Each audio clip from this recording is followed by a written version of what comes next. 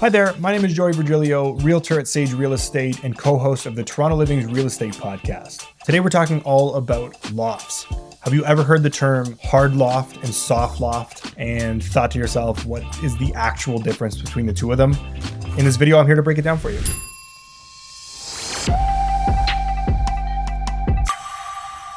Okay, so a hard loft and a soft loft. What's the difference?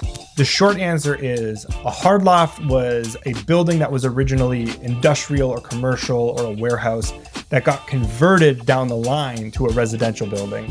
Whereas a soft loft was a building that was always supposed to be residential, but just copied the feel of a hard loft. Now, if you're in the market for a loft and you're still like, okay, yeah, but what does this actually mean to my purchase? Like, which way should I go? Should I lean one way? Should I lean the other? I'm gonna just kind of speak about some pros and cons of both of them. So let's start with hard lofts.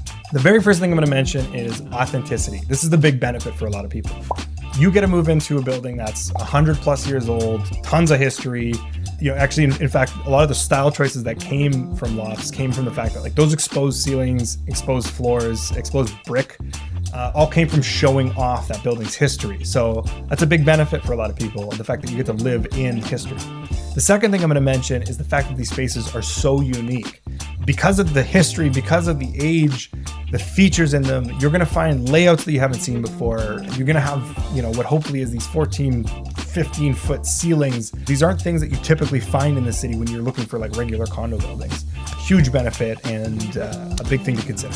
And the third benefit I'll give you is appreciation. And because there's only so many 100-plus-year-old buildings in the city, and the fact that these buildings are so unique, they have a lot of demand. And that being said, when supply is limited and demand is heightened, you get better appreciation. Not only that, but the downswings tend to hurt less because they're still very in-demand buildings. Okay, so now let's talk about the downsides of a hard loft. There's two main things I'm gonna bring up. Both have to do with money. Let's rip the Band-Aid off. Number one, they're expensive.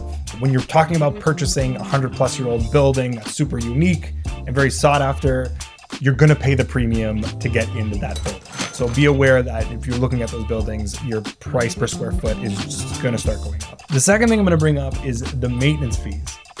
So because you're obviously in an older building, your chances of having higher maintenance fees to keep up with that building are more likely. That plus you may not have as many amenities as you would a soft loft. So that being said, let's talk about soft loft benefits, and we can start with amenities. Typically speaking, they'll have more little things like parking. New buildings tend to build underground quite a bit more, and they plan for underground parking, whereas old factories didn't necessarily plan for that. They had parking lots surrounding them at one point and didn't need to be building layer after layer of new parking spots. If you're a person who likes outdoor space, chances are in a soft loft, you have a way better chance of finding a balcony than you would in a hard loft. Factories never supposed to have balconies, so something to keep in mind. Number two is the fact that they have lower maintenance fees. Maintenance fees are generally more affordable in soft lofts than they are in hard lofts. That's because soft loft is basically almost like a hybrid of a new condominium and a hard loft, except much more new condominium than hard loft. So your maintenance fees have a better chance of just being lower and also offering more with its amenities.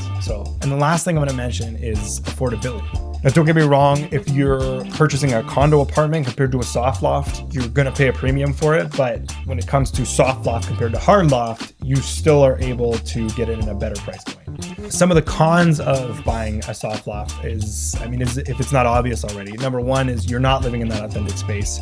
And chances are your layouts, big expansive ceilings, those are things you're going to lose in a soft loft. So depending on your lifestyle, that should determine which direction you'd want to go.